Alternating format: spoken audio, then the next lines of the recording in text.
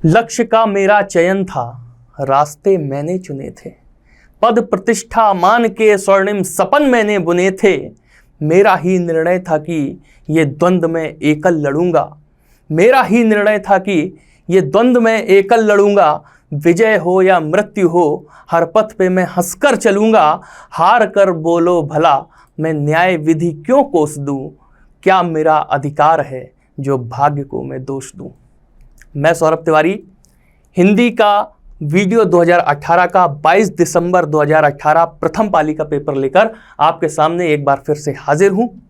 जो पंक्तियां मैंने पढ़ी, ये स्वरचित पंक्तियां हैं, कहीं ना कहीं जीवन में अनुभव देती हैं और इनका बस केवल एक ही सार है, एक ही अर्थ है कि हम जो करते हैं वो हमारी कर्मनिष्ठता है। भाग्य का हमारे जीवन में कोई भी रोल नहीं है, कोई भी भूमिका नहीं है। तो हम लोग शुरू करते हैं अपना आज का सेशन। पहले क्वेश्चन पे आते हैं सबसे पहले, और ये पैराग्राफ आपके सामने है।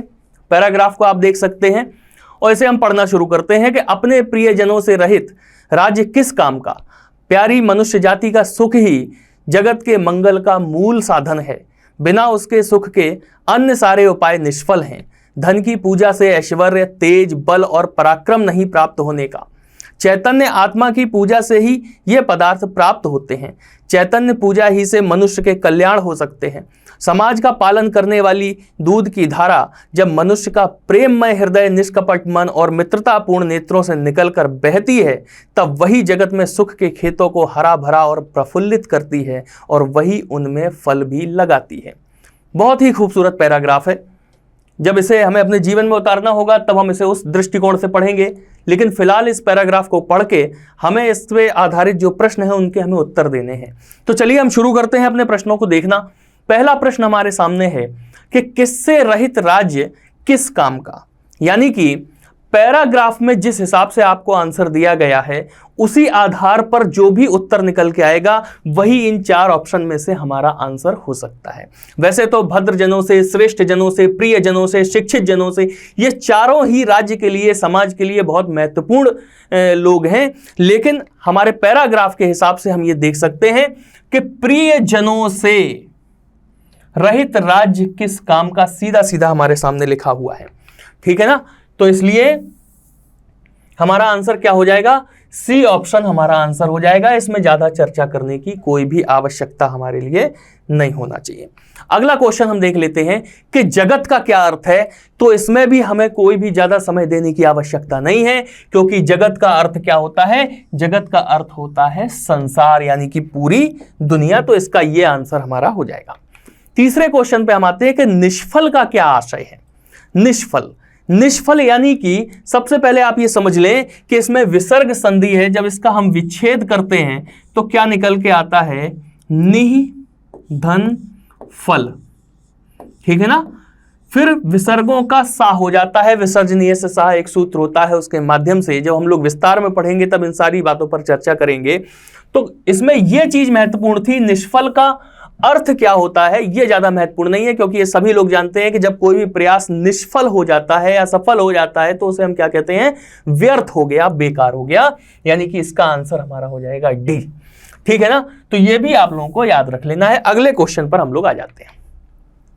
सुख के खेत को हरा भरा और प्रफुल्लित करने का अर्थ क्या है। आप देखिएगा ऑप्शन इतने आसान दिए हुए हैं कि उसके बाद आपको दोबारा लौट के उस पैराग्राफ पे जाने की आवश्यकता बिल्कुल भी नहीं है। देखिएगा कि जीवन को सुखमय बनाना, जीवन को दुखमय बनाना। अब आप देखिए, सुख के खेत को हरा भरा करना और प्रफुल्लित करना। तो पहली बात तो सुख एक सकारात्मक अभिव्यक्ति है, उसके बाद उसे हम और हरा भरा कर रहे हैं, प्रफुल्लित कर रहे हैं, यानी कि उसे और पाल रहे हैं, पोष रहे हैं, उसकी और वृद्धि कर रहे हैं, अभिवृद्धि कर रहे हैं उसकी गरिमा में। ठीक है ना, तो दुखमय बनाना ये नेगेटिव शब्द आ गया, तो यहां तो ये हमारा आंसर है ही नहीं। खेतों की सिंचाई करना, ये तो कोई मतलब ही नहीं है इसका। ठीक है ना, ये भी हमारा आंसर नहीं हो सकता। जीवन को संकट में डालना, तो जीवन को संकट डालना ये भी एक नकारात्मक विषय हमारा आ गया यहां पे, तो ये भी हमारा आंसर नहीं हो सकता। तो इसका आंसर सीधा सीधा ए आंसर हमारा हो जाएगा कि सुख के खेत को हरा भरा और प्रफुल्लित करने का अर्थ है जीवन को सुखमय बनाना। ठीक है, अगले क्वेश्चन पर हम लोग आ जाते हैं। निम्न में दीर्घ स्वर कौन सा है? इसके विषय में भी हम लोग पुराने पेपरों में चर्चा कर चुके हैं कि दीर्घ स्वर और ह्रस्व स्वर, एक प्लुत स्वर होता है, उसे हम लोग संस्कृत में कंसीडर करते हैं, संस्कृत में पढ़ते हैं, हिंदी में उसका कोई भी स्थान नहीं है। लेकिन जब हम हिंदी की बात करते हैं तो एक दीर्घ स्वर होता है और एक ह्रस्व स्वर होता है, ठीक है ना। हमने आपको पिछले जो 2 पेपर हमने सॉल्व कराए हैं उसमें इस पर हमने चर्चा की हुई है। तो आप ये समझ सकते हैं कि जो ह्रस्व स्वर जो होता है उसे बोलने में कम समय लगता है, दीर्घ स्वर को बोलने में ह्रस्व की अपेक्षा अधिक समय लगता है। आप समझिएगा, हमने बोला ई कम समय लगा, ए कम समय लगा, अ कम समय लगा, लेकिन ई इसमें ज्यादा समय लग रहा है, इस ई की अपेक्षा इस ई में अधिक समय लगा। इसका मतलब क्या हो गया कि बी आंसर हमारा हो जाएगा इसके अंदर कि बड़ी ई जो होता है वो दीर्घ स्वर होता है। क्लियर? अगले क्वेश्चन पे हम लोग बढ़ते हैं। निम्न में से अंतस्थ व्यंजन कौन सा है? ठीक है ना। जब हम व्यंजनों की जब हम बात करेंगे तो कई सारे व्यंजन हमारे सामने निकल के आएंगे। अंतस्थ व्यंजन है, ऊष्म व्यंजन है, का वर्ग, चा वर्ग, टा वर्ग, ता वर्ग, पा वर्ग, इस तरीके से आते हैं और इसी के आधार पे हम पूरे वर्गीकरण भी हम पढ़ते हैं। तो अंतस्थ व्यंजन की अगर बात की जा रही है तो या, रा, ला, वा जो होते हैं वो अंतस्थ व्यंजन होते हैं। उस हिसाब से वाह हमारा आंसर इसका हो जाएगा। इसकी भी ज्यादा व्याख्या करने की आवश्यकता नहीं है, क्योंकि जब तक इस चीज को हम पूरे विस्तार से नहीं पढ़ेंगे सारी चीजें हमारी क्लियर नहीं हो सकती हैं। अगला क्वेश्चन देखते हैं कि अल्प प्राण व्यंजन कौन सा है। कल हमने आप लोगों से चर्चा की थी कि अल्प प्राण, महाप्राण, इन पर बहुत ज्यादा चर्चा होती है। तो एक चीज समझ लीजिएगा कि प्रत्येक वर्ग का पहला, तीसरा और पांचवा वर्ण जो होता है, पहला, तीसरा और पांचवा, ठीक है ना, पहला, तीसरा और पांचवा वर्ण जो होता है प्रत्येक वर्ण का, वो क्या कहलाता है? वो अल्प प्राण कहलाता है। और महाप्राण की अगर हम बात करें तो क्या होता है? प्रत्येक वर्ग का दूसरा और चौथा महाप्राण, ठीक है। तो प्रत्येक वर्ग का दूसरा और चौथा वर्ण जो होता है वो क्या कहलाता है? महाप्राण कहलाता है। 1, 3, 5 अल्प प्राण, 2, 4 महाप्राण, ठीक है ना। यानी कि विषम वर्ण जो है, विषम स्थानों पर बैठे हुए वर्ण जो है वो अल्प प्राण हो गए और सम स्थानों पर बैठे हुए वर्ण क्या हो गए? महाप्राण हो गए। तो इस हिसाब से हमारा आंसर क्या हो जाएगा? का, खा, गा। और गा किस नंबर पे आता है? तीसरे नंबर पे आता है। यानी कि 1, 3, 5 के हिसाब से ये हमारा आंसर हो जाएगा, गा हमारा आंसर हो जाएगा अल्प प्राण। ठीक है, अगले क्वेश्चन पे हम लोग फिर से आते हैं। कौन सा घोष वर्ण है? ठीक है ना, सघोष अघोष वर्ण होते हैं। तो ये भी आप लोग समझ लीजिएगा कि जिन वर्णों के उच्चारण में स्वर तंत्रियों में कंपन उत्पन्न होने लगता है, जो हमारी स्वर तंत्रियां होती हैं, ये तो होगी अनुभूति। लेकिन तीसरा, चौथा और पांचवा व्यंजन प्रत्येक वर्ण का, तीसरा, चौथा और पांचवा व्यंजन, ठीक है ना, प्रत्येक वर्ण का तीसरा, चौथा, पांचवा व्यंजन, और इसके साथ में क्या हो जाता है? या, रा, ला और वा। ठीक है, बात समझ में आई कि तीसरा, चौथा, पांचवा व्यंजन या, रा, ला, वा, हा। ठीक है, और सारे स्वर, इसके साथ में हम हा भी लेंगे और इसके अलावा क्या करेंगे कि सारे स्वर जो होते हैं हिंदी वर्णमाला में, ठीक है ना, सारे स्वर। बात क्लियर होगी ना कि प्रत्येक वर्ग का तीसरा, चौथा, पांचवा वर्ण, यारा, लावा, हा और सारे स्वर, इतनी चीजें जो होती हैं ये क्या कहलाती हैं? घोष या सघोष। ठीक, इन्हीं को सघोष कहते हैं, इन्हीं को घोष कहते हैं। तो इस हिसाब से आप देख सकते हैं कि चा, छ, जा, जा जो है तीसरे नंबर पे आता है, तो इसका आंसर हमारा हो जाएगा जा। ठीक, एक चीज आप और समझ लीजिए, अघोष वर्ण क्या होते हैं? तो स्वर तंत्रियों में कंपन होता है, ठीक है ना, तो उन्हें अघोष कहते हैं। लेकिन क्या होता है कि पहला, दूसरा व्यंजन और तीनों प्रकार के सा, ठीक है, पहला, दूसरा व्यंजन, क्योंकि 3, 4, 5 यहां हो गए, तो पहला और दूसरा ये हो गया, और कौन कौन से? सा, शा और शा, तीनों प्रकार के शा, ठीक है ना, ये क्या कहलाते हैं? ये अघोष कहलाते हैं, अघोष कहलाते हैं। बात क्लियर हो गई होगी आप लोगों को। ठीक, तो अल्प प्राण, महाप्राण, सघोष, अघोष, इनके विषय में आपको पूरी जानकारी रखना है। आप ये देखेंगे कि न केवल वीडियो और मतलब हर परीक्षा में जिसमें हिंदी आ रही है, वन दरोगा में भी हिंदी आती है, हर जगह इस प्रकार के प्रश्नों को पूछा जा रहा है। जब हम लोग विस्तृत व्याख्या करेंगे इसकी, तो हम एक पूरा चार्ट हम आप लोगों को सौंपेंगे, जिससे आप कभी भी जीवन में ये नहीं भूलेंगे कि सघोष क्या होते हैं, अघोष क्या होते हैं, अल्प प्राण क्या होते हैं और महाप्राण क्या होते हैं। ठीक है, अब हम लोग अगले प्रश्न पर चलते हैं। ओष्ठ वर्ण कौन सा है? ओष्ठ वर्ण का मतलब आप समझ गए होंगे कि जिसे बोलने में हम ओंठों का इस्तेमाल करते हैं, वो ओष्ठ वर्ण हो जाते हैं। तो अब जब हम ये बोलेंगे आ, बड़ा आ, छोटी ई और उ, तो किसमें हमारे ओंठों की आकृति में परिवर्तन हो रहा है? ठीक है ना। तो आ, बड़ा आ, छोटी, इनमें परिवर्तन नहीं हो रहा, लेकिन जब हम उ बोलते हैं तो हमारा मुंह आगे की तरफ निकल आता है और ओंठों में घुमाव उत्पन्न हो जाता है। बात आई ना समझ में? तो ये जो है उ, ये क्या हो गया? ये ओष्ठ वर्ण हो गया। उसके अलावा आप क्या करते हैं? पा वर्ग के जो भी अक्षर हैं, पा वर्ग के, पा, फा, बा, भा, मा, ठीक है ना, ये भी ओष्ठ वर्ण के अंतर्गत आते हैं। इन्हें आप लोगों को याद रखना है। चलिए अगले क्वेश्चन पर हम लोग चलते हैं कि योगरूढ़ शब्द क्या है। देखिए बहुत अच्छा, पहली बात तो ये योगरूढ़ आया है। हमने आपसे कहा था कि जो चीजें हमने आपसे डिस्कस नहीं करी हैं उन पे हम पूरा डिस्कशन करेंगे, लेकिन जो चीजें हम पिछले 2 क्लासेस में डिस्कस कर चुके हैं उन पे बार बार समय बर्बाद करने की कोई भी आवश्यकता मुझे नजर नहीं आती है। ठीक है ना, फिजूल में वीडियो लंबा होता है, आपको भी ऊबन होती है, इसलिए अब योगरूढ़ शब्द की बात हो रही, तो पहले तो हम ये समझ लें कि योगरूढ़ होता क्या है। बताइए समझ में। एक होता है मूल शब्द हो जाता है, एक यौगिक शब्द हो जाता है। ठीक है ना। तो मूल शब्द हो गया जो किसी की सहायता से नहीं बना, वो स्वयं में स्वतंत्र है वो शब्द, उसे हम तोड़ नहीं सकते 2 हिस्सों में। और यौगिक शब्द क्या होते हैं? जो 2 स्वतंत्र शब्दों से मिलके बन जाते हैं, जैसे दूध वाला। बताइए समझ में। दूध वाला, दूध अलग शब्द हो गया, वाला अलग शब्द हो गया।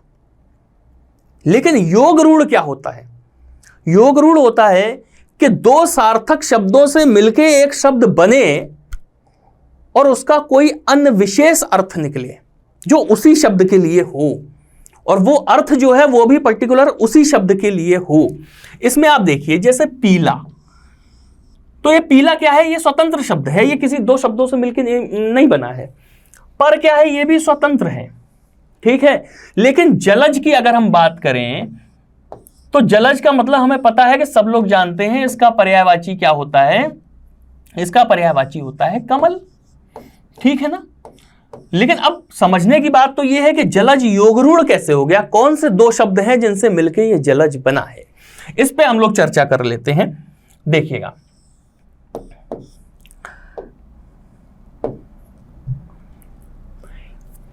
एक तो है जल और एक है जा।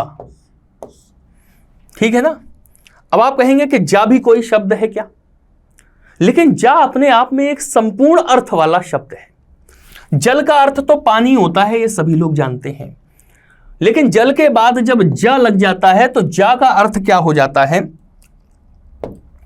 जा का अर्थ हो जाता है उत्पन्न।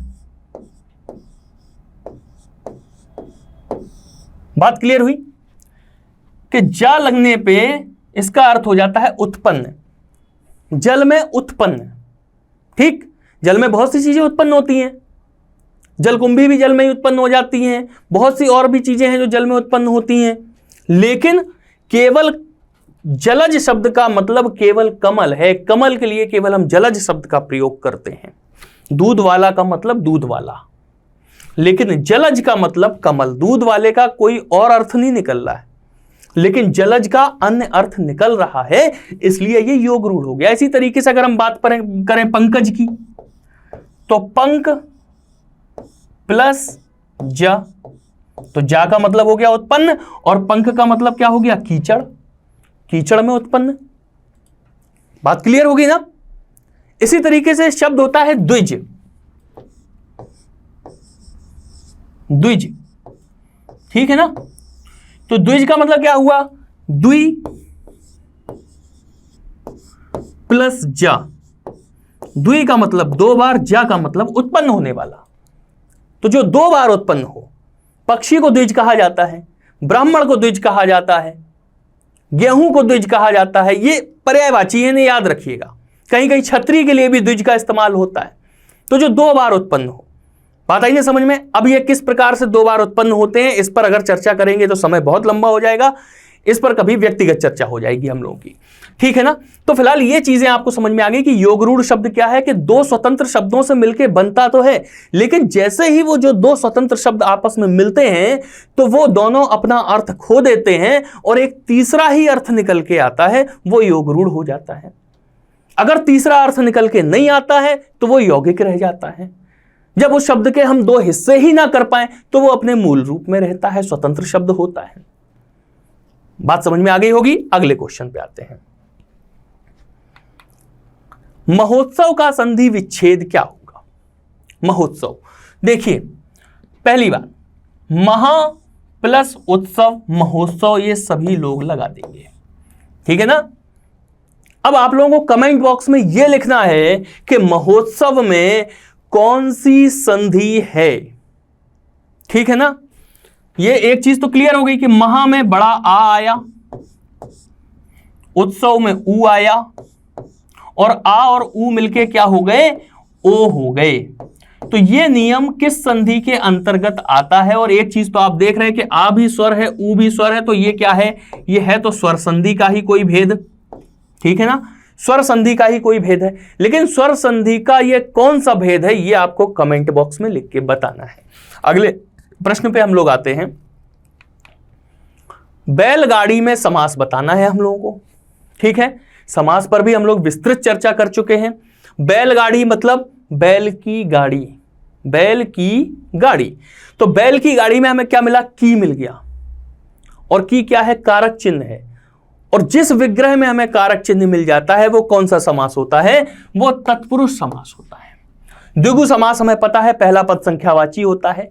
द्वंद्व समास हमें पता है जिसमें दो शब्दों के बीच में और का भाव निकल के आता है या योजक चिन्ह लगा होता है, यानी जैसे माता और पिता, ठीक है ना, गोरा और काला, भाई बहन, इस तरीके से। और अव्ययी भाव का मतलब क्या होता है कि जिसका प्रथम पद अव्यय होता है, वो अव्ययी भाव समास होता है। यथा समय, यथाशक्ति, प्रत्येक, ये सब चीजें, ठीक है।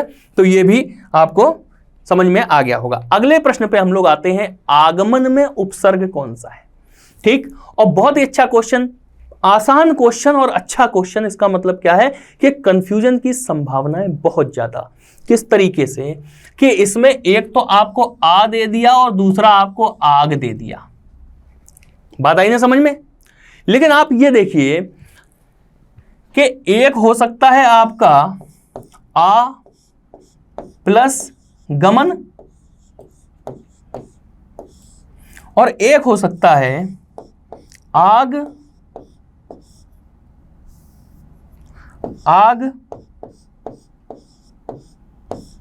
प्लस मन,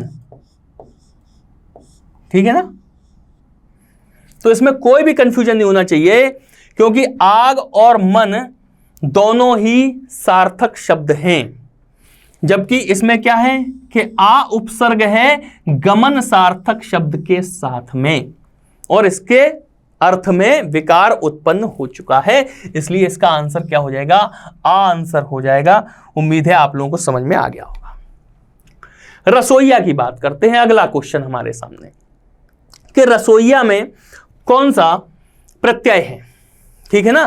तो रसोईया में एक ध्यान रखिएगा कि या प्रत्यय में हमें कंफ्यूज नहीं होना है, क्योंकि इसका आंसर होगा इया प्रत्यय है। रसोई में इया प्रत्यय, बात आई ना समझ में, रसोईया के साथ में इया प्रत्यय। अगला क्वेश्चन देख लेते हैं,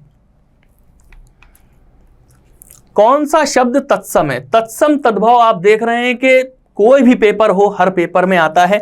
आप ये समझ लीजिएगा कि तत्सम का मतलब क्या हो गया, शुद्ध शब्द, संस्कृत शब्द।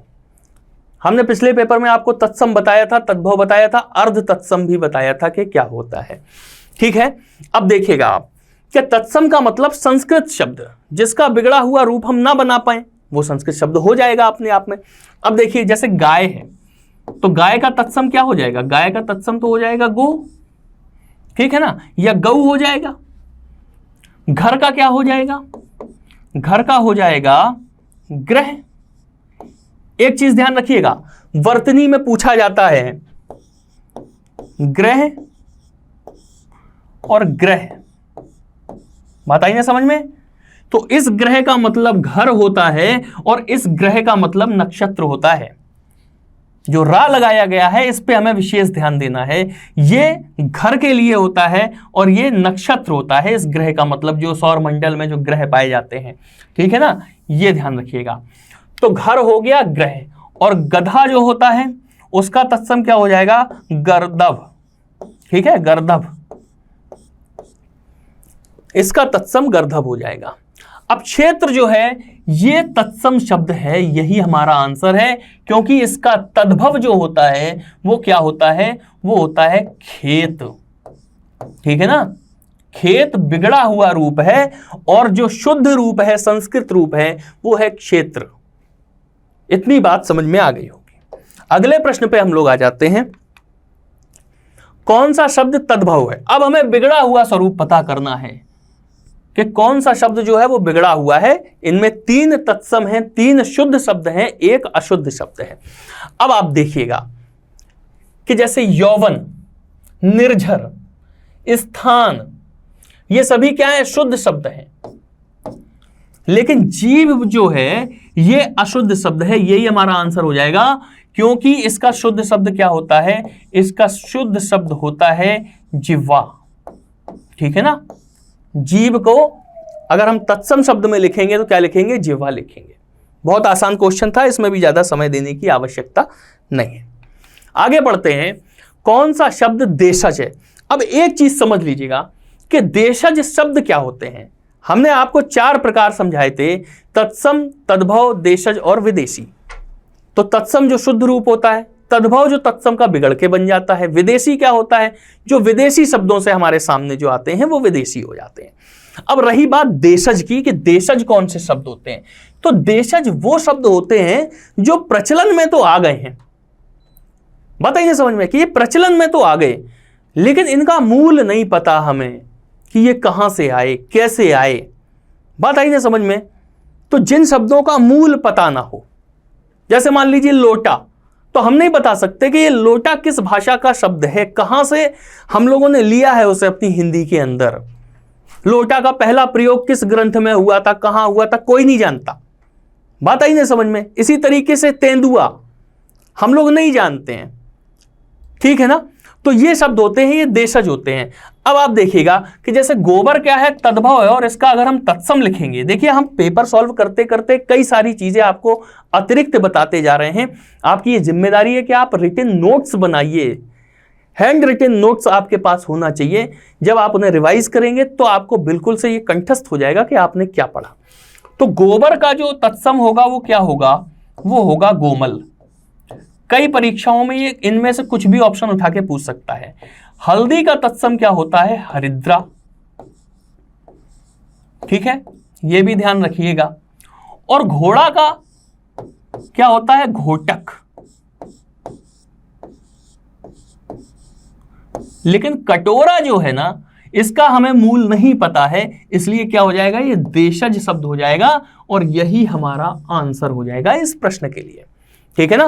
तो गोबर का और तत्सम होता है गोमल, कई बार पूछा जाता है गोमल का तद्भव या गोबर का तत्सम। इसी तरीके से हल्दी का तत्सम हरिद्रा, घोड़ा का तत्सम घोटक, ठीक है। आगे बढ़ जाते हैं, कौन सा शब्द विदेशी है?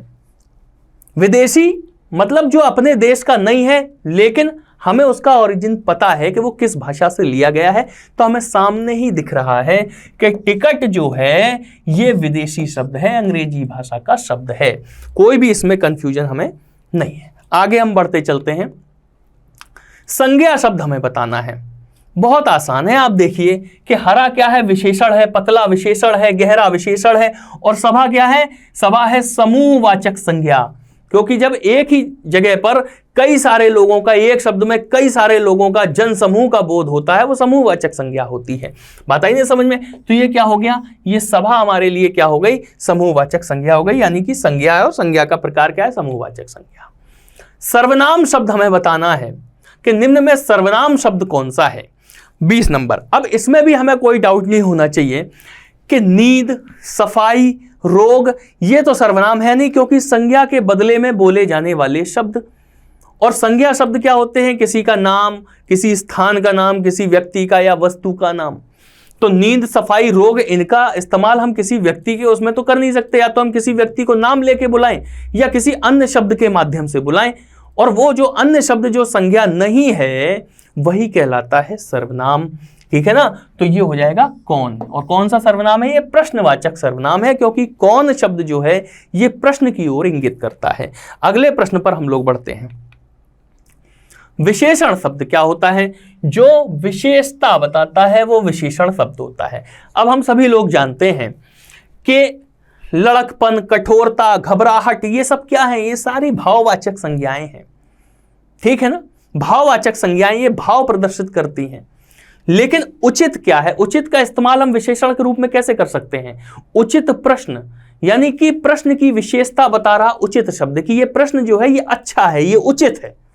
ठीक है ना? अनुचित प्रश्न, व्यर्थ बात, तो ये सारे शब्द क्या हो जाएंगे, ये विशेषण की श्रेणी में आ जाएंगे। तो यहां पे उचित शब्द जो है ये क्या है, ये विशेषण शब्द है। ठीक है? उम्मीद है बहुत अच्छे से आपको ये क्वेश्चन समझ में आ गया होगा। आगे देखिएगा, प्रेरणार्थक क्रिया, बहुत अच्छा प्रश्न है, बहुत ही अच्छा प्रश्न है प्रेरणार्थक क्रिया। और वो प्रश्न बहुत अच्छा हो जाता है जो हमें यदा कदा पेपरों में देखने को मिलते हैं और बहुत आसान होते हैं, लेकिन ज़्यादातर हमें परीक्षाओं में नहीं मिलते, तो हमारी निगाह उन पर जाती नहीं है। और एक चीज़ ध्यान रखिए, आप तीसरा पेपर सॉल्व कर रहे हैं, आप ये देख रहे हैं कि चारों प्रकार के पेपरों में, मतलब अभी तक जो 3 पेपर आपने सॉल्व किए, कितने प्रकार की साम्यता इनके अंदर है, समानता इनके अंदर है इन पेपरों के अंदर। और आप कोई भी री एग्जाम का पेपर उठा के देख लें और जो पेपर कैंसिल हुआ है उस पेपर को उठा के देख लें, तो आप ये देखेंगे कि 70 से 75% क्वेश्चन जो हैं उनका रिलेशन आपको पिछले पेपर के किसी ना किसी प्रश्न से जुड़ा हुआ मिलेगा। ठीक है ना? बात आई समझ में? तो इसलिए पुराने पेपर को तो पूरी तरीके से आपको व्याख्यात्मक रूप से कंठस्थ करना है, इसीलिए आपके लिए पूरी व्याख्या लेके तब आई जा रही है जब लगभग हर YouTube चैनल वाले के पास इनके सॉल्यूशन है। उसके बाद भी हम लोग इतनी मेहनत कर रहे हैं, इतनी व्याख्या कर रहे हैं। सुनिएगा कि प्रेरणार्थक क्रिया, प्रेरणार्थक क्रिया का मतलब क्या है कि जब किसी क्रिया शब्द से यह महसूस हो कि वो काम स्वयं नहीं किया जा रहा है, किसी से करवाया जा रहा है, किसी के बहकावे में आके करवाया जा रहा, किसी के प्रभाव में करवाया जा रहा, किसी के निर्देश में करवाया जा रहा। ठीक है ना? तो आप देखिएगा, उठना स्वयं का काम है, चमकना स्वयं का काम है, देना स्वयं का काम है, लेकिन गिराना, ठीक है ना, ये क्या है, ये प्रेरणार्थक क्रिया है। गिराना ये प्रथम प्रेरणार्थक क्रिया है। प्रथम प्रेरणार्थक क्रिया क्या हो गई, गिराना। और इसी का अगर हम ये कहें, ये हो गई प्रथम प्रेरणार्थक क्रिया। और द्वितीय की अगर हम सेकेंडरी की अगर हम बात करेंगे तो गिराना की जगह पर सेकेंडरी में क्या आ जाएगा, गिरवाना। बात आई ना समझ में? ये ठीक, तो ये फर्क होता है प्रथम और द्वितीय प्रेरणार्थक क्रिया में। ये क्वेश्चन भी आप लोगों को समझ में आ गया होगा कि शब्द देख के हम ये समझ जाएंगे कि प्रेरणार्थक क्रिया क्या है। और एक चीज और समझ लीजिए कि हिंदी बहुत ही आसान विषय है, इसलिए क्योंकि वो जो क्वेश्चन पूछता है उसके कीवर्ड में ही पूरी परिभाषा उसकी होती है कि वो पूछ क्या रहा है। प्रेरणार्थक यानी कि किसी प्रेरणा से वो काम हो रहा है, अपने मन से नहीं हो रहा है। क्लियर? आगे बढ़ते हैं हम लोग अगले प्रश्न की ओर। अव्यय शब्द हमने आप लोगों को बता दिया है पहले ही, ऐसे शब्द जिनमें लिंग वचन कारक के आधार पर किसी भी प्रकार से विकार उत्पन्न नहीं होते हैं, अव्यय शब्द कहलाते हैं। उत्तर, जापान, कृष्णा अव्यय शब्द नहीं है, लेकिन ठीक शब्द जो है ये अव्यय शब्द है। कोई भी इस प्रश्न पे हमें समय देने की आवश्यकता नहीं है। आगे बढ़ जाते हैं। पक्षी का पर्यायवाची आप देखिएगा क्या होता है, ठीक है ना। पक्षी का पर्यायवाची भूधर, वृंद, मीन बिल्कुल नहीं होता है। पक्षी का पर्यायवाची होता है विहग। मीन माने मछली होता है, ठीक है ना। और चलिए मतलब मीन माने मछली होता है, और विहग पक्षी का होता है। पक्षी के और भी सारे होते हैं, पखेरु है, परिंदा है, द्विज है। देखिए द्विज का अभी हमने आप लोगों से चर्चा हमने की थी। भूधर होता है पर्वत का, ठीक है। मीन मछली का होता है, और वृंद का मतलब होता है समूह, ग्रुप। ये तीनों अभी याद आ गए, एकदम से दिमाग पे नहीं आ रहे थे, ठीक है ना। तो भूधर पर्वत होता है, वृंद समूह होता है, मीन मछली होती है, और पक्षी होता है विहग, ठीक है ना। खग होता है, विहग होता है, द्विज होता है। ये सारी चीजें आप लोगों को याद रखनी है पूरे विस्तार से, मतलब हर पेपर में आप देख रहे हैं कि प्रश्न आ रहे हैं। अगले क्वेश्चन पे हम लोग बढ़ते हैं। जटिल का विलोम क्या होगा? बहुत ही आसान है, जटिल का विलोम क्या होगा? सरल हो जाएगा, ठीक है। इसमें कोई भी ज्यादा ऐसे कंफ्यूजन वाली कोई बात नहीं है। आगे बढ़ते चलते हैं। जो देने योग्य है, बहुत अच्छी चीज है, थोड़ा समझ लीजिए इसे। जो देने योग्य है, देने योग्य है, आंसर हमारा हो गया देय, ठीक है। देय का मतलब देने योग्य, गेय का मतलब गाने योग्य, पेय का मतलब पीने योग्य, और दान क्या होता है ये आप लोग जानते हैं, ठीक है ना। जो भेंट दी जाती है वो दान होता है, जो निस्वार्थ दी जाती है उससे हमें कोई लालच नहीं है, वो दान कहलाता है। बात क्लियर हो गई ना। तो दे, देने योग्य, गेय गाने योग्य, पेय पीने योग्य, ठीक। आगे बढ़ते हैं। दिन दीन युग्म का सही अर्थ क्या है? आश्चर्य की बात है कि कई लोगों को यह प्रश्न का उत्तर आते हुए भी वो गलती कर बैठते हैं। क्यों? क्योंकि उन्हें दिन का मतलब भी पता है और दीन का मतलब भी पता है। यही उनके लिए सबसे बड़ा परेशानी का सबब बन जाता है। और वो क्या कर देते हैं कि दिन दीन, दिन का मतलब दिवस होता है, दीन का मतलब गरीब होता है। वो चारों ऑप्शन पढ़ते ही नहीं है, और धोखे से अगर गरीब और दिवस पे पहुंच गए तो हाँ दोनों आंसर हमें मिल गए और यही हमारा आंसर है, ये कर देते हैं। ये ध्यान देने वाली बात है कि पहले नंबर पे दिन लिखा है, यानी कि पहले नंबर पे दिवस होना चाहिए। दीन हमें दूसरे नंबर पे मिल रहा है, दूसरे नंबर पे गरीब होना चाहिए। तो ए हमारा आंसर हो जाएगा, बी हमारा आंसर नहीं होगा, ठीक है ना। उम्मीद है कि ये आसान क्वेश्चन है, लेकिन इसमें कंफ्यूज करने के लिए उन्होंने पूरे प्रयास किए। और इस क्वेश्चन में, इतने हल्के क्वेश्चन में जो संभव प्रयास हो सकता था, श्रेष्ठतम प्रयास हो सकता था, वो उन्होंने किया है इसके अंदर, ठीक है ना। चलिए अगले क्वेश्चन पे हम लोग चलते हैं। कौन सा शब्द अनेकार्थक है? आप समझ सकते हैं कि अनेकार्थक का मतलब कि शब्द एक ही है। आपने एक श्लेष अलंकार पढ़ा होगा, और श्लेष अलंकार क्या होता है कि एक शब्द होता है लेकिन उसके अर्थ एक से मतलब अधिक निकलते हैं, एक से अधिक निकलते हैं, ठीक है ना। प्रियतम बतला दो मेरा लाल कहाँ है, तो लाल का अर्थ वहां पे एक निकलता है पुत्र और एक निकलता है सिंदूर, ठीक है ना। तो ये हो गया श्लेष अलंकार। इसी तरीके से इसमें कौन सा शब्द ऐसा है जो अंबर लिखा रहे लेकिन जिसे हम दो अर्थों में प्रयोग कर सकते हैं? सॉरी, हमने आंसर बोल दिया है आपके सामने, अंबर। तो अंबर एक क्या होता है? एक अंबर का मतलब होता है आकाश, ठीक है ना। और एक क्या होता है? एक होता है कपड़ा, ठीक है ना। अंबर के दो अर्थ निकलते हैं, एक आकाश और एक कपड़ा। पीतांबर, नीलांबर, नीलांबर नीला है आकाश, पीतांबर पीला है वस्त्र जिनका, ठीक है ना। कहते हैं ना श्वेतांबर दिगंबर। श्वेतांबर और दिगंबर जैन धर्म की दो शाखाएं हैं। श्वेतांबर जो श्वेत वस्त्र धारण करते हैं वो श्वेतांबर होते हैं, और जो ऋषि मुनि उनके ये मानते हैं कि दिगंबर, दिगंबर का मतलब दिक प्लस अंबर, दिशाएं ही जिनका वस्त्र हैं, जो वस्त्रों को धारण नहीं करते, जो जैन मुनि, वो दिगंबर कहलाते हैं, ठीक है ना। तो अंबर यहां पे वस्त्र के सेंस में आ रहा है, एक अंबर कपड़ा के सेंस में आता है, जैसे हमने आपको बताया पीतांबर, ठीक है। उम्मीद है आप लोगों को समझ में आ गया होगा। अगले क्वेश्चन पे आ जाते हैं। वर्तनी की दृष्टि से शुद्ध शब्द बताना है। वर्तनी बहुत आवश्यक है, बहुत आसान होते हैं, लेकिन क्या होता है कि इनमें हम लोग केवल जबरदस्ती के कंफ्यूज रहते हैं। देखिए जैसे पूज्य, ये गलत लिखा हुआ है, यहां पे पूज्य होना चाहिए। प्राण ये गलत लिखा हुआ है, ये प्राण होना चाहिए। परीक्षण गलत लिखा है, ये परीक्षण होना चाहिए। बड़ी की मात्रा यहां पे होना चाहिए, लेकिन ये परीक्षा एकदम सही लिखा हुआ है, तो यही शुद्ध शब्द है और शुद्ध ही पूछ रहा है। ठीक है, ये ध्यान देने वाली बात है, शुद्ध पूछ रहा है कि अशुद्ध पूछ रहा है। आगे बढ़ते हैं अगले क्वेश्चन पर। वर्तनी की दृष्टि से अब इसमें पूछा उसने क्या, अशुद्ध। अब 3 शुद्ध होंगे, 1 अशुद्ध होगा। प्रादेशिक एकदम सही है, व्याप्त एकदम सही है, माधुर्य एकदम सही है, लेकिन प्रामाणिक गलत है, क्योंकि प्रामाणिक शब्द नहीं होता है, ये होता है प्रामाणिक। ठीक है ना, कई लोगों को ये सही लगेगा प्रामाणिक, ठीक है ना, लेकिन ये प्रामाणिक। और ये जो आ का डंडा जो खींचा गया है ना, इसी डंडे की वजह से ये क्वेश्चन पूछा जाता है। अगर ये नहीं होता तो ये क्वेश्चन भी ना पूछा जाता, इसलिए इस पे हमें विशेष ध्यान रखना है। अगले क्वेश्चन पे हम लोग बढ़ जाते हैं। अधिकरण कारक का परसर्ग कौन सा है? परसर्ग कल हमने आपको बताए थे, कारक के जो चिन्ह होते हैं वो परसर्ग कहलाते हैं। ठीक है ना, तो अधिकरण में क्या होता है, कारक चिन्ह हमने आपको बताए थे। कर्ता ने कर्म को करण से, संप्रदान को के लिए, अपादान से अलग करने में, संबंध काके की रारेरी। अधिकरण मैं पेपर संबोधन है ओरे। ठीक है ना, तो अधिकरण में क्या आता है, मैं पेपर आता है ना, तो ये हो गया पर।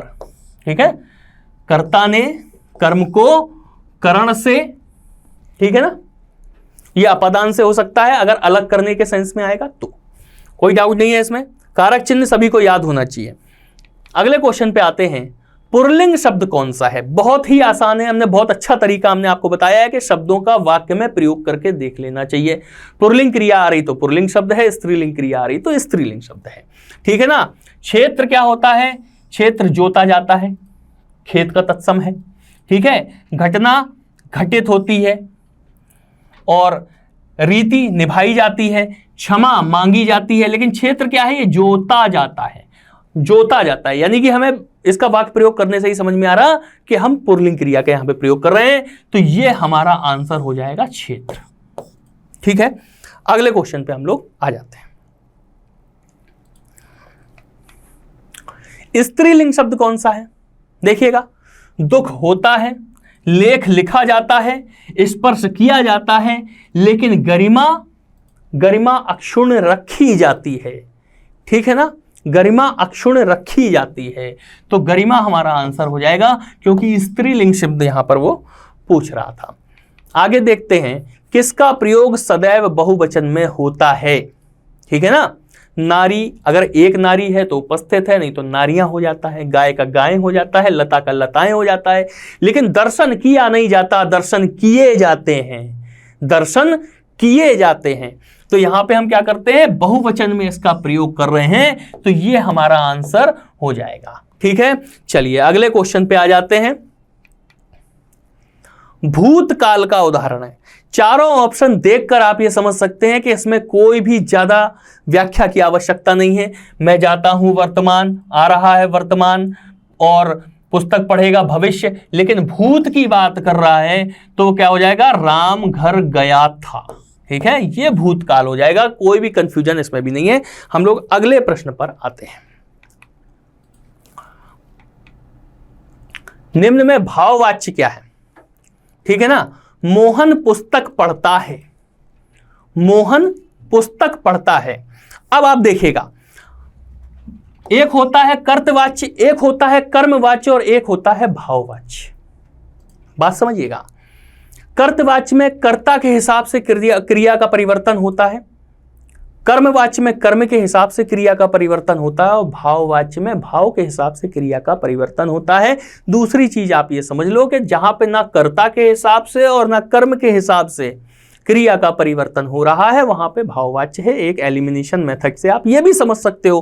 अब आप देखो, मोहन पुस्तक पढ़ता है, मोहन क्या है, कर्ता, पुस्तक क्या है, कर्म। मोहन कर्ता है, पुस्तक कर्म है।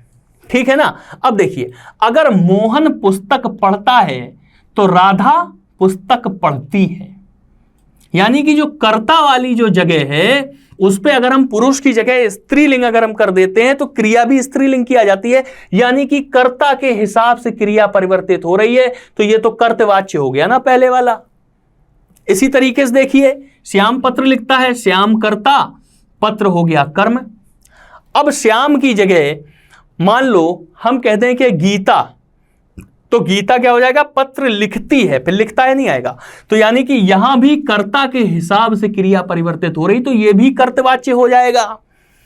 पत्र लिखा जाता है, पत्र लिखा जाता है, तो पत्र यहां पे कर्म है।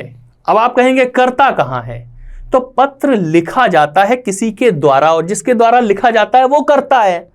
बात आई ना समझ में? तो कर्ता इसमें उल्लेख नहीं किया गया कर्ता का, लेकिन पत्र इसमें क्या है, ऑब्जेक्ट है, कर्म है, तो पत्र लिखा जाता है। अब पत्र की जगह अगर कह दे कि कविता, तो कविता लिखी जाती है। इसमें कर्म के हिसाब से क्रिया बदल रही है, कर्म के हिसाब से क्रिया बदल रही है, तो इसका मतलब ये क्या हो जाएगा, ये कर्मवाच्य हो जाएगा। लेकिन सी ऑप्शन में क्या कह रहा कि मोहन से बैठा नहीं जाता, मोहन की मना स्थिति की बात हो रही है, यहां पर मोहन की शारीरिक स्थिति की बात हो रही है, भाव भंगिमा की बात हो रही है कि मोहन से बैठा नहीं जाता, उसकी स्थिति की बात यहां पे की जा रही है, उसके भाव की बात की जा रही है। तो इसमें क्या है कि भाववाचक संज्ञा आपकी हो जाएगी। 36 नंबर में सी ऑप्शन हमारा आंसर हो जाएगा। अगले क्वेश्चन पर हम लोग आते हैं। कौन सा वाक्य मिश्र वाक्य है? हमने आपको संयुक्त वाक्य, मिश्र वाक्य, ये सारी चीजें हमने आपको बताई थी, ठीक है। विद्वान सब जगह पूजा जाता है, अच्छा लड़का माता पिता की आज्ञा मानता है, वह पुस्तक राम की थी, जब सवेरा हुआ तब हम लोग बाहर गए। यानी कि मिश्र वाक्य में क्या होता है कि एक मूल वाक्य होता है, दूसरा उसका उपवाक्य होता है, जिसे आश्रित उपवाक्य कहते हैं, ठीक है ना, कि जो, जितना, उतना आदि, इन सारे शब्दों से उनमें सब लगा रहता है, ठीक है। अब आप देखिए कि जब सवेरा हुआ तब हम लोग बाहर गए, तो यह आश्रित उपवाक्य हो गया इस वाले वाक्य का, ठीक है। तो यही हमारा आंसर हो जाएगा मिश्र वाक्य के लिए। बाकी व्याख्या हम पुराने पेपर्स में जो पीछे हम लोग कर चुके हैं उनमें हम लोग समझ चुके हैं सारी चीजें।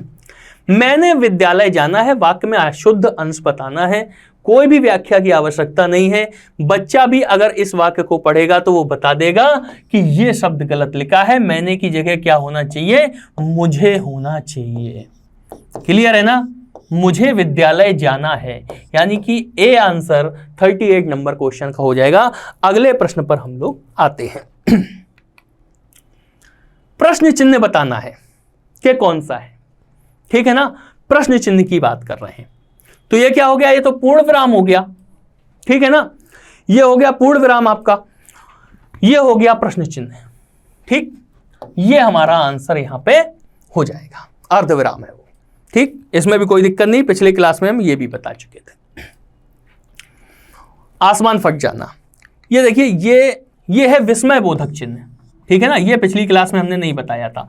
ये आपका प्रश्नवाचक चिन्ह है, ये तो सभी लोगों को पता ही है, ठीक है ना। ये अर्ध विराम, एक अल्प विराम होता है जो केवल कॉमा होता है, वो अल्प विराम होता है, ठीक है। चलिए अगले क्वेश्चन पे आते हैं।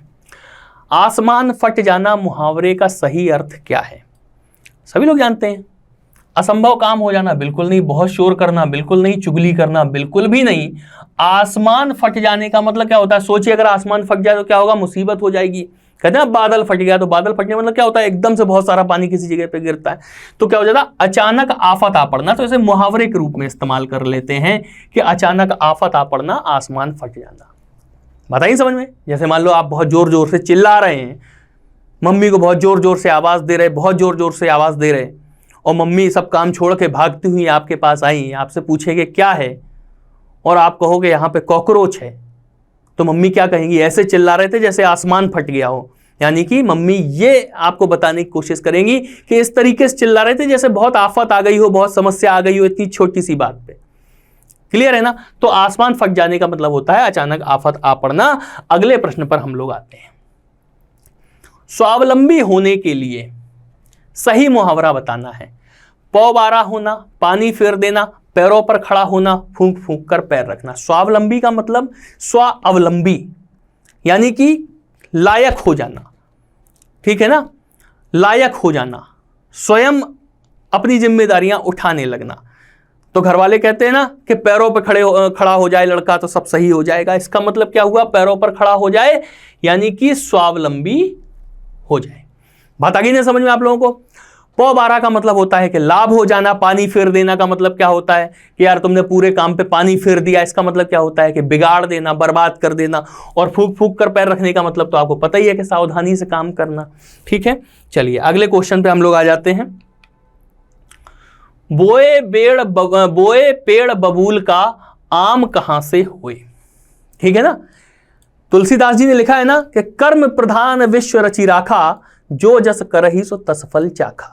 उसे मुहावरे के रूप में इस तरीके से लिख दिया गया, बोए पेड़ बबूल का आम कहां से हुए। जब बबूल का पेड़ बोया है, कांटेदार वृक्ष बोया है, तो फिर रसदार वृक्ष कैसे आपको मिल जाएगा? रसदार फल कैसे मिल जाएगा उससे? आम का एक पर्यायवाची रसाल भी होता है ना, पिछली वीडियो में हमने आपको बताया। तो आम कहां से हो सकता है? इसका मतलब क्या हुआ कि जैसा कर्म करेंगे वैसा ही फल मिलेगा। अब पहला क्या कह रहा? कर्म के अनुसार फल नहीं मिलता, जैसा कर्म करोगे वैसा फल मिलेगा। बस यही हो गया हमारा आंसर इसका। ठीक है, कर्म और फल का कोई संबंध नहीं। कर्म करो फल की इच्छा मत करो, ये नहीं। ये कर्म करो फल की इच्छा मत करो, ये हमने चर्चा करी थी आपसे। गीता में कृष्ण जी ने कहा है अर्जुन से जब वो निराश हो गए थे, कर्मण्येवाधिकारस्ते मा फलेषु कदाचन मा कर्म फल हेतुर्भूमाते संगोत्स्व कर्मणि। ये हमने आप लोगों से चर्चा की थी। तो छोटे छोटे श्लोक हैं, इन्हें अगर गीता से पढ़ते रहेंगे ना तो एक अलग प्रेरणा मिलती है। ठीक है, चलिए खैर अगले प्रश्न पर हम लोग चलते हैं। लाभ ही लाभ अर्थ के लिए सही लोकोक्ति कौन सी है? ठीक है ना, लाभ ही लाभ। तो कहते हैं भैया तुम्हारी तो 5 उंगलियां घी में हैं, तुम्हारे तो पापा भी कमा रहे हैं, तुम्हारे घर में तो इतनी जमीन भी है, तुम्हारी भी सरकारी नौकरी लग गई है, कमाने वाली बीवी से तुम्हारी शादी भी हो गई है, ठीक है ना, खूब सारा दहेज भी मिल गया है, ये सारी चीजें होती है ना। तो इसका क्या है कि 5 उंगलियां घी में हैं। बात आई नहीं समझ में? तो इसका यही मतलब है कि खूब सारा लाभ होना। 5 उंगलियां हैं यानी कि 5 उंगलियों का मतलब क्या हो गया? सारे साइड्स, लाइफ के सारे साइड्स, और सब बिल्कुल से मुनाफा कमा रहे हैं हर तरीके से। तो 5 उंगलियां घी में, क्योंकि घी जो है संपन्नता का सूचक है, प्रॉस्पेरिटी का सूचक है। क्लियर है ना? चलिए अगले क्वेश्चन पर हम लोग चलते हैं। मूल पाठ की व्याख्या के साथ अनुवाद क्या कहलाता है? देखिए एक चीज कि सार संक्षेपण ये आपके सिलेबस में है और इसको आपको पूरी व्याख्या के साथ पढ़ना पड़ेगा। संक्षेपण की शर्तें भी होती हैं, संक्षेपण के नियम होते हैं, ठीक है ना। तो ये आपको पूरा पढ़ना पड़ेगा, इससे संबंधित क्वेश्चन आपको मिलेगा हर कीमत पर। अब आप देखिए इस क्वेश्चन का कि मूल पाठ की व्याख्या के साथ अनुवाद। मूल पाठ मतलब जो आपको दिया गया है वो हो गया मूल पाठ। अब उसकी व्याख्या करना है और उसका अनुवाद भी करना है। तो व्याख्या के साथ अनुवाद करना है, मतलब उसे मूल रूप में नहीं लिखना है, उसकी व्याख्या करते चलना है और उसका अनुवाद भी करते चलना है। तो दोनों चीजें साथ में क्या कहलाएंगी? व्याख्या और अनुवाद, यानी कि व्याख्यानुवाद। ये हमारा आंसर हो जाएगा। उम्मीद है कोई भी डाउट नहीं रहा होगा इसमें। हम लोग अगले प्रश्न पर चलते हैं। ब्रज हिंदी की किस उपभाषा के अंतर्गत है? बहुत ही अच्छा क्वेश्चन है। आप ये देख रहे हैं कि भाषाओं से संबंधित क्वेश्चन बहुत पूछे जाते हैं, ठीक है ना। भाषाओं से संबंधित क्वेश्चन जरूर पूछे जा रहे हैं वीडियो में। जब आप टेट सीटेट की तैयारी करेंगे, सुपर टेट की तैयारी करेंगे, उसके अंतर्गत पूरा एक बहुत बड़ा पोर्शन है। हम ये बताने की कोशिश कर रहे हैं कि न केवल ये जो हमारे वीडियो बन रहे हैं ये village development officer village development officer exam के लिए हैं, बल्कि जिस जिस एग्जाम में हिंदी आती है, हम आपसे बार बार ये चीज कह चुके हैं कि अगर आप केवल पूर्व वर्षों के प्रश्न पत्रों के ये 4 हल ही देख लेंगे तो आप जब हिंदी का पेपर किसी दूसरी परीक्षा का उठाएंगे तो आप अंदर से महसूस करेंगे कि आपको बहुत सारी चीजें आने लगी हैं, आप बहुत सी चीजें सीख चुके हैं, ठीक है ना। तो देखिएगा कि ब्रज हिंदी कि किस उपभाषा के अंतर्गत आती है। अब आप एक चीज देख लीजिए सबसे पहले कि ये आती है पश्चिमी हिंदी के अंतर्गत। ठीक, क्लियर है, कोई दिक्कत नहीं है। अब पूर्वी हिंदी का क्वेश्चन आ चुका है। हम आपको बता चुके हैं कि अवधी, बघेली और छत्तीसगढ़ी ये पूर्वी हिंदी के अंतर्गत आते हैं। पश्चिमी हिंदी में क्या आता है? कौरवी आती है, हरियाणवी आती है, ब्रजभाषा है, बुंदेली और कन्नौजी का क्वेश्चन हम लोग कर चुके हैं, ये भी आती है आपकी पश्चिमी हिंदी में। बिहारी हिंदी में भोजपुरी, मगही, मैथिली आ जाती है, पहाड़ी में कुमाऊनी आ जाती है, गढ़वाली आ जाती है, राजस्थान में मारवाड़ी, जयपुरी, ये सारी चीजें आ जाती है। ठीक है ना। तो ये एक बहुत बड़ा पोर्शन है जिसमें आपसे कहीं से कुछ भी उठा के पूछ सकता है। बड़ी समझदारी से और व्याख्यात्मक रूप से पढ़ने की आवश्यकता है। इसीलिए हम आपसे अनुरोध करते हैं कि आपको ऑफलाइन क्लासेस यूसीआई में जरूर ज्वाइन करना चाहिए। चलिए खैर आगे बढ़ते हैं अगले प्रश्न के लिए। अमेंडमेंट के लिए सटीक हिंदी अनुवाद क्या है? बहुत ही आसान है। अगर आप कंपटीशन की तैयारी कर रहे हैं तो आप ये जानते हैं कि जब हम लोग पॉलिटी विषय जब पढ़ते हैं तो उसमें हम लोग कहते हैं ना कॉन्स्टिट्यूशनल अमेंडमेंट, ये 42nd अमेंडमेंट, यानी कि संशोधन सीधा सीधा शब्द है। बात आई ना समझ में? संशोधन आपके लिए सीधा सीधा शब्द है। चलिए आगे बढ़ते हैं अगले प्रश्न पर। सूरसागर के रचयिता कौन है? तो सूरसागर के रचयिता सूरदास जी हैं। ये क्वेश्चन तो शायद ही कोई गलत करे। सूर सारावली, साहित्य लहरी, ठीक है ना, ये सब इन्हीं की रचनाएं हैं। आगे बढ़ते हैं अगले क्वेश्चन पर। रीतिकाल का कवि कौन है? पिछली क्लास में भी हम आप लोगों से डिस्कस कर चुके हैं कि रीतिकाल का कवि कौन है। और रीतिकाल में क्या होता था कि श्रृंगार की प्रधानता होती थी रीतिकाल में। 1650 से 1850 का समय रीतिकाल का माना जाता है। और इसके कवि हैं बिहारी हैं, भूषण हैं, घनानंद हैं, भिखारी दास हैं, मतीराम, बहुत सारे हैं, चिंतामणि हैं। और भूषण के तो हमने आपसे कहा है कि उनकी आप छंदों को पढ़ने का प्रयास करें तो आप ये देखेंगे कि कितना मतलब आनंद मिलता है उन छंदों को पढ़ने में और कितना ज्ञान मिलता है उसके अंदर। ठीक है ना। तो रीतिकाल की अगर हम लोग बात करते हैं तो बिहारी जो है ये रीतिकाल के कवि हैं। बाकी आपके 3 जयशंकर प्रसाद, सूर्यकांत त्रिपाठी निराला और सुमित्रा नंदन पंत, ये आपके आधुनिक काल के छायावादी कवियों में इनकी गिनती होती है। ठीक है। चलिए खैर अगले प्रश्न पर हम लोग चलते हैं। उसने कहा था कहानी के लेखक कौन है? एक चीज आप गौर कर रहे होंगे कि निश्चित 1 या 2 रचनाएं इस प्रकार से पूछी जा रही है। ठीक है ना। और उसने कहा था बहुत ही प्रसिद्ध जो है वो कहानी है चंद्रधर शर्मा गुलेरी जी की। क्लियर है। बाकी प्रेमचंद जी की तो आप लोग जानते ही हैं, गोदान है और गबन है। ठीक है ना। शतरंज के खिलाड़ी, सवा शेर, गेहूं, बहुत सारी मतलब रचनाएं हैं उनकी। चलिए खैर आगे बढ़ते हैं हम लोग। और आज का अंतिम क्वेश्चन हमारे सामने है कि उर्वशी किसका काव्य है? ठीक है ना। उर्वशी किसका काव्य है? गौरी नंदन के मूषाकौरम महाकाल के नंदी हैं, हम दिनकर के चरणों की धूल सत्ताओं के प्रतिद्वंदी हैं। रामधारी सिंह दिनकर जी की रचना है उर्वशी, जो उन्होंने श्रृंगार की विधा में लिखी हुई है। बाकी जो उनकी रश्मिरथी जो है उन्होंने कर्ण को नायक बना के कितनी खूबसूरती से पेश किया है। आप ये देखेंगे कि अगर आप काव्य पढ़ने के शौकीन हैं तो आप दिनकर जी की अगर आप रचनाओं को पढ़ेंगे तो आप ये देखेंगे कि कितनी सहजता से, कितनी शालीनता से और कितने आसान शब्दों को उठाकर वो कितनी बेहतरीन तरीके से सामने रखते हैं कि वो आसान शब्द भी एक अलंकृत शब्द लगने लगता है। ठीक है ना। उम्मीद है कि आप लोगों को ये सेशन बहुत पसंद आया होगा। फिर आप लोगों से कहते हैं कि इस सेशन को लाइक कीजिएगा, शेयर कीजिएगा, कमेंट करके बताइए कि ये सेशन आपको कैसा लगा। मिलते हैं अगले पेपर के साथ अगली क्लास में। आप सभी लोगों का बहुत बहुत धन्यवाद।